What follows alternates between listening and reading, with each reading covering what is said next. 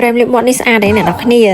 ថ្ងៃហ្នឹងខ្ញុំមក sport krem ពណ៌ដែលលក់ដាច់ហើយគឺមាន discount 50%អ្នកនរគ្នាពណ៌លេខ20នេះគឺ trending ហើយលក់ដាច់សាហាវជាងគេហើយក៏ខ្ញុំរកបាន krem 3ទៀតដែលពណ៌រៀងស្តៀងគ្នាចឹងអ្នកនរគ្នាពណ៌នេះគឺជាពណ៌លេខ20ពណ៌រៀងបែកក្រហមហើយពណ៌ហ្នឹងគឺជាប់សាហាវណាគឺឃើញថ្មិញឡើងសហ្មងហើយបើនេះវិញគឺជាពពួក Daisy ពណ៌ហ្នឹងជាលក្ខណៈចុចគូតហើយវាជាលក្ខណៈអាឡងនៅពេលដែលលាបហើយគឺឃើញភ្លឺចែងចាំងចឹងហ្មងពពួក Clio លេខ17នេះអ្នកនរគ្នាគឺជាពណ៌សាច់កាំញ៉ៃនៅពេលដែលញីទៅគឺឡើងទុនឡើងស្មូតចូលបោមាត់ហ្មងបើចុងក្រោយគេនេះគឺជា Peri Peran លេខ25គឺជាពណ៌រៀងបែកកាឈូកក្រហមពណ៌ហ្នឹងក៏ស្អាតដែរអ្នកនរគ្នាហើយអ្នកនរគ្នាមិនមែនមានត្រឹមតែក្រែមណាសូម្បីតែ cushion ឬក៏ជា eye palette យទៅសម្រាប់ item ទាំងអស់ហ្មងពពួក Roman Clio Peri Pera